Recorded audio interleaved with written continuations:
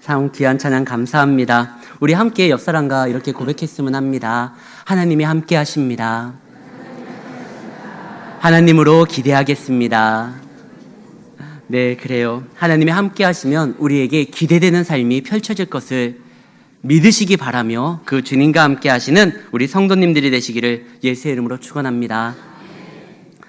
너세니얼 호손이라고 하는 미국의 작가가 1850년에 쓴 단편집이 있습니다.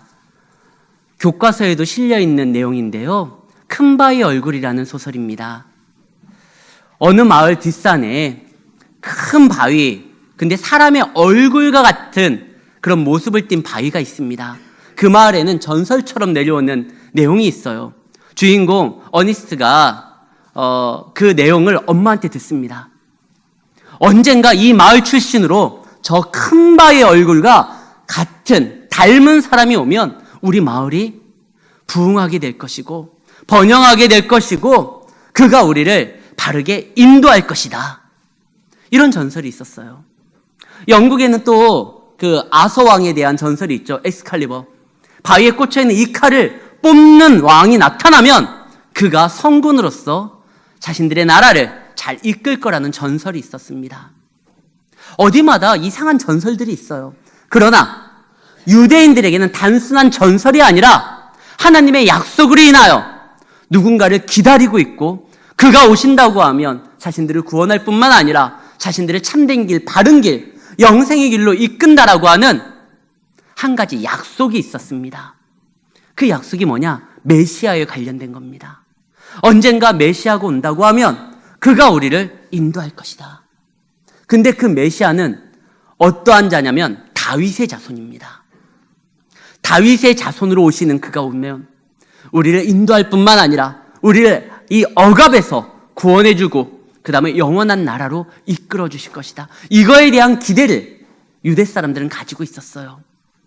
단순히 아까 나왔었던 등장했었던 소설의 막연한 바람이 아니라 이건 분명한 하나님의 약속으로 인하여 그들에게 주어진 어떠한 소망이었습니다.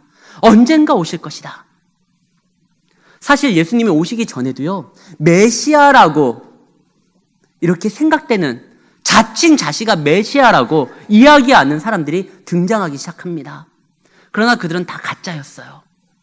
백성들을 속였고 선동했었고 자기의 이익과 목적을 추구하기 위해서 이루기 위해서 백성들을 이용할 뿐이었지 진짜 메시아는 아니었습니다. 그래서 이때 당시에 메시아를 고대했었지만 메시아를 검증하는 팀들이 또 따로 있었어요. 그가 정말 메시아인지 자기들이 꼼꼼하게 체크해보겠다는 겁니다. 그러던 어느 날 저 나사렛에서 예수라는 한 사람이 등장을 했는데 그를 통해 가지고 많은 역사들이 이루어집니다. 가난한 자에게 복음이 증거돼요. 억눌린 자에게 해방을 줍니다. 마음이 원통한 자에게 시원함을 줄 뿐만 아니라 병들어 있는 자들을 치유합니다. 혹 그가 우리가 바라는 그 메시아가 아닐까? 근데 감히 그가 메시아라고 먼저 이야기를 꺼내지를 못합니다. 그동안 속았던 적이 많아서, 그동안 가짜한테 뒤인 적이 많아서, 그래서 검증팀들이 작동하기 시작합니다. 근데 그는 보통 이가 아니에요. 적어도 능력 있는 선지자예요. 또한 그는 참된 가르침을 지도하는 교사인 것 같아요. 나중에 밤중에 예수님을 찾아왔었던 니고데모가 이런 말을 합니다. 선한 선생님이요. 또 다른 사람들은 이런 말을 합니다. 당신은 내가 보니 능력의 선지자입니다. 예수님도 제자들한테 말을 하죠. 사람들이 나를 누구라고 하느냐? 세례 요한이라고 합니다. 엘리야라고 합니다. 능력 있는 선지자라고 합니다. 사람들이 이렇게 많이 이야기를 하지만 감히 메시아라고 주는 그리스도시요 살아계신 하나님의 아들이라고 베드로는 그 옆에서 예수님의 모든 것을 지켜본 다음에 고백했지만 일반 백성들은 감히 그 말을 꺼내지를 못해요. 그러던 중 오늘 놀라운 고백을 하는 2명의 사람이 나옵니다. 앞을 보지 못했었던 소경이에요. 그가 이렇게 외치죠. 다윗의 자손이요. 메시아임을 증명하는 내용이 바로 다윗의 자손입니다. 분명히 다윗의 자손으로 오신다고 했거든요. 근데 이 두 소경이 그렇게 말을 하는 거예요. 사람마다 다 개를 한 마리씩 키웁니다. 여러분들 모두 다 견주예요. 어떤 개를 키우느냐? 편견이라는 거와 선입견이라는 것을 키웁니다. 그래서 우리는 어떠한 일을 바라볼 때 먼저 내가 가지고 있는 그 편견과 선입견으로 진리의 실체를 바라보지 못하고 좀 더 오해할 때가 있어요. 예수님이 어디서부터 왔다고요? 나사렛에서부터 옵니다. 그래서 그의 출생을 보니까 나사렛 촌동네고 탄생은요, 어디 산부인과도 아니고 마구간에서 태어난 거예요. 그의 아버지는 목수고요. 그가 선지자라고 이야기할 만한, 그가 메시아라고 이야기할 만한 어떠한 그 뒷받침을 해줄 배경이 없는 거예요.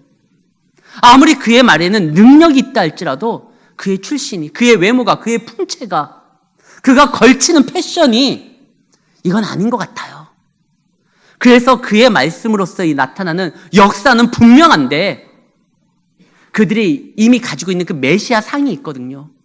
왠지 메시아는 기골도 장대하고 머리도 막 휘날려야 될 것 같고 조각 미남이어야 될 것 같고 옷도 뭐 이렇게 유행을 선도할 것 같고 출신도 적어도 유대, 그것도 예루살렘 출신이면 더 좋을 것 같고. 근데 예수님은 그러지 않거든요. 그래서 사람들이 그 편견으로 인하여 예수님을 메시아라고 분명하게 얘기를 못해요. 그러나 이 앞을 보지 못했었던 이 두 맹인은, 소경은 예수님을 그의 외모로 판단하지를 못해요. 아예 안 보이니까. 대신 그가 증거하는 말씀에 집중합니다. 그가 이루고 있는 하나님의 역사에 대해서 들리는 소문으로 인하여 그는 확신하게 됩니다. 그리고 성경에 기록된 그 내용이 자기들의 지금 삶 가운데 이루어지고 있다는 것을 확신하게 되죠. 이사야 35장 5절에서 6절 말씀입니다. 이 화면에 나와 있는 거 우리가 함께 읽겠습니다. 그때에 맹인의 눈이 밝을 것이며 못 듣는 사람의 귀가 열릴 것이며 그때에 저는 자는 사슴같이 뛸 것이며 말 못하는 자의 하는 노래소리 이는 광야에서 물이 솟겠고 사막에서 시내가 흐를 것임이니라. 또 61장 1절입니다. 같이 읽겠습니다. 주 여호와의 영이 내게 내리셨으니 이는 여호와께서 내게 기름을 부으사 가난한 자에게 아름다운 소식을 전하게 하려 하심이라. 나를 보내사 마음이 상한 자를 고치며 포로된 자에게 자유를, 갇힌 자에게 노임을 선포하며. 지금 이런 일이 벌어지고 있다는 거예요. 그가 아무리 누더기를 걸치고 있고 그와 함께하는 사람들은 어부 출신이고 그는 나사렛이라는 우리가 무시하는 촌동네에서 태어났다 할지라도 그가 전하는 이 말씀은, 그가 전하는 사역은 이 사야서에서 메시아가 보여주는 그 사역을 그대로 한다는 거예요. 그래서 그들은 다른 사람들의 어떠한 편견과 선입견을 물리치고 자기가 듣고 자기가 느끼는 그 하나님의 역사에 집중하기 시작하고 그 예수님을, 비록 눈은 보이지 않지만 그 예수님의 음성이 들리는 쪽을 향하여 나아가면서 이렇게 외칩니다.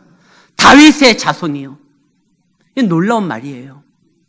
근데 마태는 여기에서 꼭 한 사람이 아니라 두 소경이라고, 두 맹인이라고 이야기를 합니다.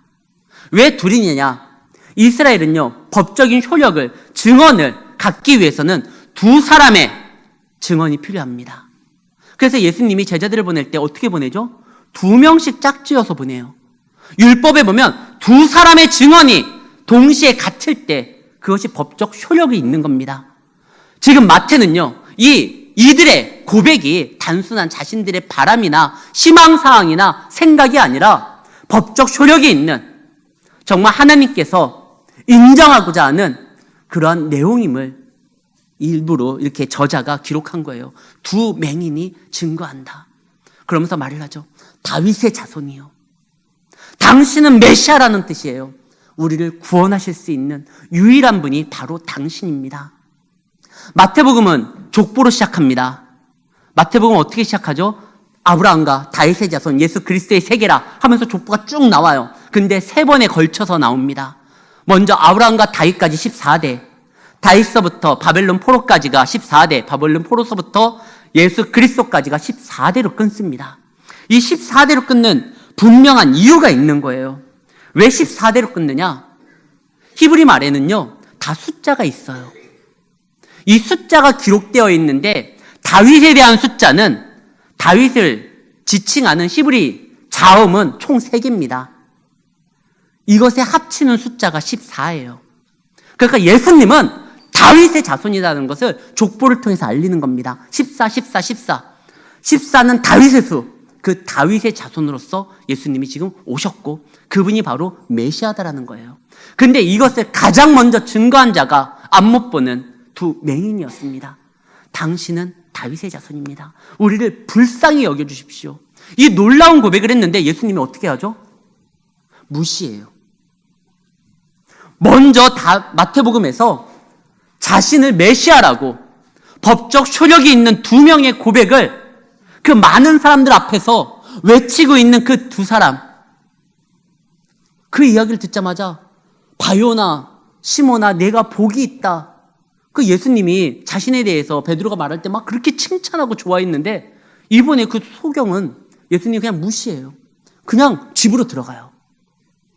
누군가의 집으로 들어가는데 본문상, 문맥상 보면은 적어도 이 소경의 집은 아니에요. 예수님이 그냥 집으로 쑥 들어가요.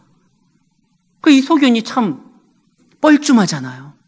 자기들이 용기 내어서 크게 외쳤는데 예수님이 자기들 돌아보는 것이 아니라 그냥 쑥 지나가는 거예요. 그래도 이 2 소경은 예수님을 따라갑니다. 낯선 집으로 가는 그 길, 평소 자신들이 다녔던 길이 아니기 때문에 안못 보는 그들에게는 굉장히 큰 장애였을 겁니다.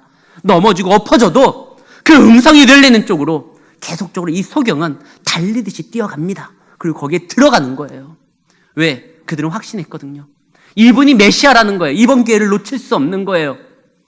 그리고 이분이면 자신들이 그렇게 바라고 원하는 것을 능히 허락해 주실 것이라는 확신이 있기 때문에 어떠한 난관도 그들 앞을 막을 수가 없었습니다. 그들이 사람들을 해집고 그 집으로 들어가요. 그럼 예수님은 왜 그들을 외면한 것처럼 그냥 지나갔을까요? 예수님은 그들에게 믿음이 있음을 압니다. 그리고 그들을 고쳐주고자 하시는 그런 마음이 있어요. 그러나 예수님은요, 이들이 그 알매 고백이 자신의 삶에 적용되는 것을 원하시는 겁니다. 단순히 그들을 치유할 수 있을 때 이 군중에 떠밀려가지고 단순한 어떠한 해프닝 가운데 나타나는 기적의 역사가 아니라 이들의 믿음으로 인하여 나타나는 놀라운 하나님의 능력을 보여주고 싶었던 거예요. 그래서 그들이 따라 집으로 들어왔을 때 예수님이 이렇게 말을 합니다. 오늘 말씀, 우리가 읽었었던 그 말씀의 28절입니다. 예수께서 집에 들어가심에 맹인들이 그에게 나오거늘 예수께서 이르시되 내가 능히 이 일을 할 줄을 믿느냐? 어떤 일요? 메시아로서의 일을 할 수 있다는 걸 믿느냐 이거예요. 너희들의 고백처럼 내가 바로 다윗의 자손인데 너희는 정말 내가 그 일을 감당할 수 있는 그 구세주라는 거 너 믿느냐? 이 말을 물어봅니다. 분명히 이들은요, 예수님이 메시아라는 걸 알았기 때문에 다윗의 자손이라고 했어요. 그러나 아는 거와 그 아는 것을 삶에 적용시키는 것은 또 다른 차원의 문제입니다. 예수님이 그리스도라는 거, 예수님이 하나님의 아들이라는 거, 그거 귀신도 알았어요. 성경에 보면 귀신들이 당신은 지극히 높으신 하나님의 아들이라고 그렇게 외쳤어요. 아는 거는요, 귀신도 알 수 있어요. 그러나 귀신은요, 그 아는 것을 자신의 삶에 적용하지를 않습니다. 그 예수 앞에 자신을 던지지는 않아요. 그러나 이 2 소경에게는 예수님께서 그 아는 것이 정말 너의 삶에 적용시킬 수 있는 그런 믿음이 있는지 그걸 다시 한번 확신시키기 위해서 이야기를 합니다. 내가 이 일을 행할 줄, 메시아로서의 일을 감당할 줄, 이사야서에서 보면은 소경이 눈을 뜬다고 했는데 그것을 내가 이룰 수 있다라는 것을, 그리고 당신의 백성을 구원할 것을 네가 아느냐? 네가 그것을 믿느냐? 그때 2 소경이 말을 합니다. 주여 그러하옵니다. 그것을 내가 믿습니다. 그때 예수님이 뭐라고 하죠? 너의 믿음대로 될 거라는 거예요. 예수님께서 그냥 손으로서 저들의 눈에 이렇게 만지고 뜰지어다 하면 떴을 거 아니에요. 근데 본인이 할 수 있는 그것을 누구에게 맡기죠? 그들의 믿음에 맡기는 거예요. 너희 믿음대로 될 것이다. 하나님 앞에 당신의 삶을 던지는 자에게 하나님은 당신의 신적 능력을 우리에게 주십니다. 우리에게 당신의 이름을 위탁하십니다. 하나님과 동행하는 삶이 벅찬 감격으로서 나아갈 수 있다는 건 단순히 하나님 앞에, 예수님 앞에 어느 정도 도움을 받기 때문에 감격이 있는 것이 아니라 온전히 하나님을 나의 삶에 채울 수 있고 그분을 인하여 모든 것을 가능케 한다는 것 때문에 우리가 감격할 수 있는 거예요. 이 소경들이 말합니다. 내가 믿습니다. 그러할 줄 내가 압니다. 너희의 믿음대로 될 것이다. 이때 소경이 믿음이 적었으면은요, 눈은 뜨는데 난시로 된다거나 1.5나마 믿음이 막 내가 분명히 만원경이 없어도 저 멀리까지 그냥 볼 수 있는 그런 믿음이 있었으면 한 2.0에서 3.0, 몽골 사람들이 그렇게 눈이 좋다면서요. 내가 몽골 사람들 정도까지 내가 믿습니다 하면은 눈이 확 밝혔을 텐데 그들의 시력이 어느 정도까지 회복됐는지는 모르겠지만 어쨌든 예수님이 말을 합니다. 너희의 믿음대로 될 것이다. 성경에 뭐라고 되어 있죠? 고린도후서 9장 6절에 이렇게 되어 있습니다. 같이 읽겠습니다. 이것이 곧 적게 심은 자는 적게 거두고 많이 심는 자는 많이 거둔다 하는 말이로다. 우리가 준비된 분량만큼 하나님께서 허락하는 거예요. 근데 여기에서 우리 고린도 후서에서 등장하는 이 말은 재물에 관한 이야기가 아닙니다. 예전에 많은 부흥사들이 이제 헌금 시간에 이 얘기를 할 때가 많았어요. 적게 심은 자는 적게 거두고 많이 심은 자는 많이 거둘 것이다. 근데 이건 재물에 관한 것이 아니에요. 하나님 앞에 너희의 삶을 드리는 것만큼, 인정하는 만큼, 그분 앞에 너희가 나아가는 만큼 얻게 된다는 것이에요. 특히 여기에서 많이라는 말은 헬라어로요, 복이라는 뜻이에요. 그러니까 복으로 심는 자는 복으로 받는다라는 것이에요. 하나님 안에서 믿음으로 심는 자는 믿음으로 받게 된다라는 것이에요. 무엇을 심든 너희가 하나님 앞에 온전하게 자신을 드리는 만큼 그만큼 하나님께서 채워준다라는 것입니다. 물질과 상관 있는 게 아니에요. 우리가 잘못 생각하고 이거 물질로 생각하니까 자꾸 투자로 생각을 합니다. 내가 복을 받으려고 많이 하나님 앞에 드리면 많이 이건 투자 개념이에요.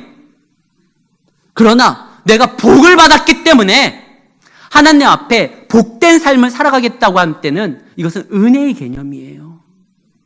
복을 받았기에 다시 복으로 심는 겁니다. 그러니까 더욱더 복된 것들이 나타나는 것이죠. 지금 이 소경은요, 하나님 안에서 은혜를 구하는 거예요. 나 어떻게 해주십시오가 아니에요. 우리를 그냥 불쌍히 여겨달라고 하고 당신의 메시아 때를 이루어달라는 것만 얘기를 했어요. 그때 예수님이 맞아, 너희에게 참된 믿음이 있고 그 믿음으로 인하여 나 자신을 너희에게 맡기겠다. 나의 신적 능력의 결과를 너희가 감당해봐라. 너희의 믿음대로 될 것이다. 정말 그 순간 그들의 눈이 확 밝아집니다. 근데 하나님이 한 가지 경고를 합니다. 예수님이. 근데 이거 알리지 말아라. 왜 예수님이 알리지 말라고 했을까요? 하나님의 나라의 복음은요, 오직 말씀으로써 그리고 십자가 구원으로써 시작되는 거예요. 지금 예수님께서 많은 사람들을 병 고친 건 그동안 너무나 억눌려 있기 때문에 마음이 딱딱하게 굳어있는 사람에게는요, 아무리 씨를 뿌려봤자 씨가 튕겨 나갑니다. 그럼 어떻게 되죠? 먼저 밭을 갈아야 돼요. 그 딱딱한 심령 위에 하나님께서 밭을 갈 수 있는 그것이 무엇이냐? 하나님의 기적적인 모든 사람들이 인정할 만한 그때 당시에는 병고침이었어요.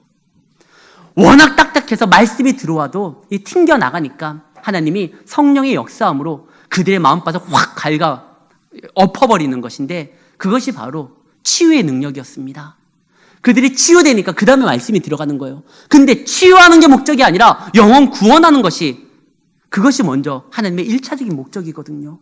근데 이 소경이 나 눈 나왔다고 막 떠들고 다니면 자칫 오해를 살 수가 있습니다. 예수님의 사역의 최종 목적이 병 고치는 거, 육체를 치유하는 거, 이것으로서 오해될 가능성이 있기 때문에 예수님께서 그거 아직은 알리지 말아라. 언제서부터 알리라고 하죠? 예수님이 십자가 사건 이후서부터는 땅끝까지 이르러 내 증인이 되리라는 말을 합니다. 언제서부터 이 다윗의 자손이라는 이 외침을 예수님이 금하지 않았냐면 예루살렘 입성할 때였어요. 예루살렘 입성할 때 수많은 사람들이 나뭇가지, 종려나무 가지를 흔들면서 호산나, 다윗의 자손으로 오시는 이요. 호산나, 호산나. 이때는 예수님이 멈추지 않아요. 왜? 출정식이에요, 이게. 이제 곧 십자가를 질 거잖아요. 이제 죽으러 가시는 거예요. 예루살렘 입성할 때. 이제는 이 죽으러 가는 이 십자가 사건을 앞에 두고 구원을 완성하시려고 전진해 나아가는 이 순간을 예수님이 이제 더 이상 감추지 않아요. 소경이 나올 때는 감췄지만 이제 예수님께서 십자가 사건을 이루려고 합니다. 이때는 외치라고 해요. 그때 이 소리가 듣기 싫다고 뭐라고 하는 사람들에게 예수님이 이런 말을 합니다. 저들이 외치지 않으면 돌들이 외칠 것이다. 지금은 침묵할 때가 아니다. 십자가서부터는요, 마음껏 외쳐야 되는 겁니다. 우리는 증거해야 되는 거예요. 그러나 그 전에 일단은 예수님께서 잠깐 멈춰라 말을 해요. 그리고 이제 그 사역을 그 동네에서 마무리 지을까 했는데 이 두 소경이 자기가 받은 은혜가 너무나 벅차고 감격이어서 이것을 말하지 않을 수가 없어요. 근데 사실 예수님도 너무 무리한 요구를 한 거예요. 아니 방금까지 아무것도 안 봤던 사람들이 멀쩡하게 두 눈 뜨고 돌아다니는데 누가 안 물어봐요. 야, 너 어떻게 눈 떴냐? 아, 예수님이 그 다윗의 자손이 나로 하여금 눈 뜨게 했다. 예수님은 잠깐 지금 아직은 하지 말라고 했지만 너무나 확 티가 나잖아요. 우리나라에서 그 가장 오랫동안 일기예보를 하신 분이 있습니다. MBC. 다들 아시죠? 따라다라단, 따라다라단 하면서 이제 뭐 일기예보 하시는 분이 있잖아요. 아마 제가 알기로는 우리나라에서 가장 쌍꺼풀 수술이 망친 분이 그분인 것 같아요. 어느 날 그분 눈이 달라졌어요. 근데 그게 보이잖아요. 그걸 어떻게 감춰요? 이 소경이요. 눈이 감았는데 눈이 떠서 멀쩡히 돌아다니니까 사람들이 물어보는 거예요. 도대체 어떻게 된 겁니까? 자, 나를 고치신 분은 저희다. 그래서 예수님 소문이 막 퍼지니까 그때서부터 수많은 사람들이 또 예수님 앞에 옵니다. 심지어 귀신 들린 사람도 와요. 이 귀신 들린다는 것은 정신이 나간 겁니다. 이건 고치기가 힘들어요. 어제 제가 예식장에 갔습니다. 화장실에 가니까 남자 화장실에 이렇게 써 있어요. 남자가 흘리지 말아야 될 것은 눈물만이 아닙니다. 그럼 뭘 흘리지 말라는 걸까? 그때 제가 생각하고 떠올랐던 답이 정신을 흘리면 안 되겠구나. 화장실 갔다가 정신 놓고 오면 큰일 나잖아요. 이 정신 나간 것은 고치기 굉장히 힘들어요. 다른 것은 약물 치료가 있고요. 수술을 통해 가지고 치유될 수도 있지만 정신은요. 이거는 함부로 이렇게 어떻게 할 수가 없어요. 근데 이 정신 나간 거, 정신이 지배된 거, 이 귀신 들린 거 예수님은 너무나 쉽게 고치는 거예요. 왜? 사람을 만드신 분이 예수님이니까요. 그래서 가라는 거예요. 가. 귀신 보고 그냥 가라고 하니까 그다음 더 정신이 온전해지게 되는 것입니다.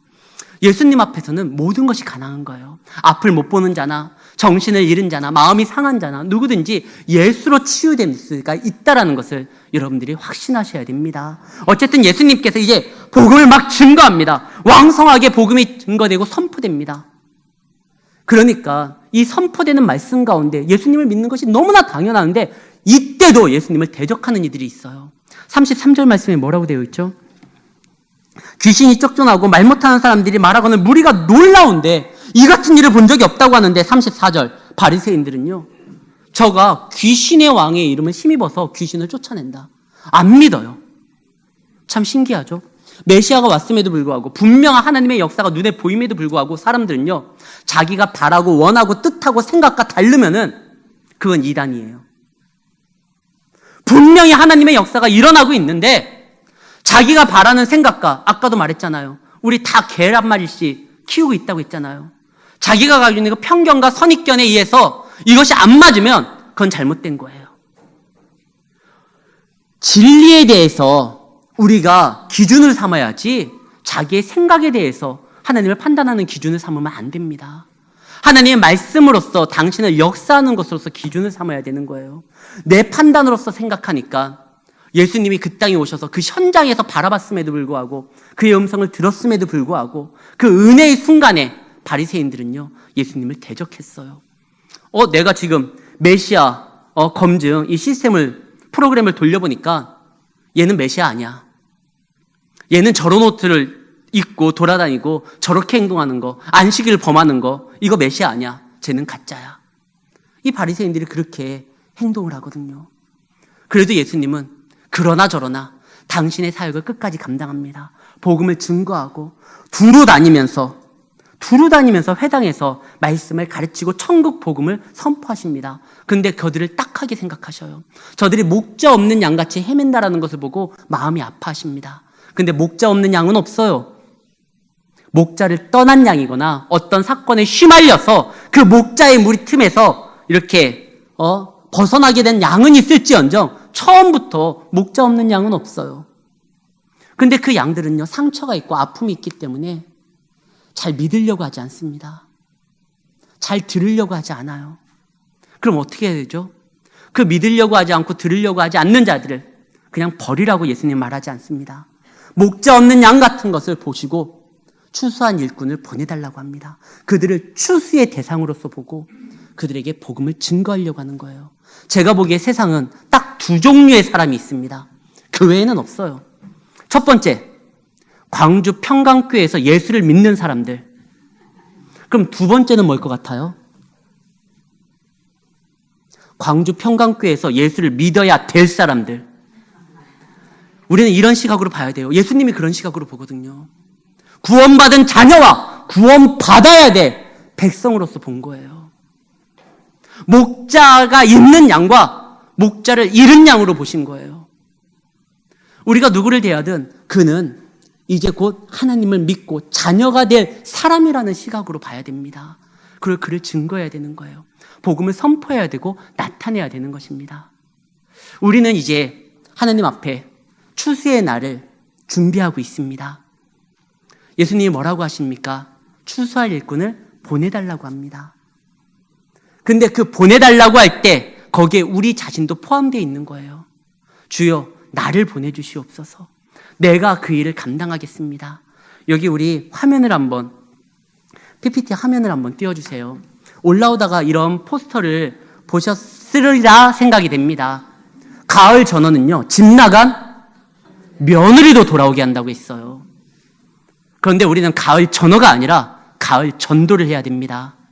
여기 전어 그림과 달리 이렇게 물고기 마크가 있잖아요. 이 마크가 뭐냐면 익투스라고 합니다.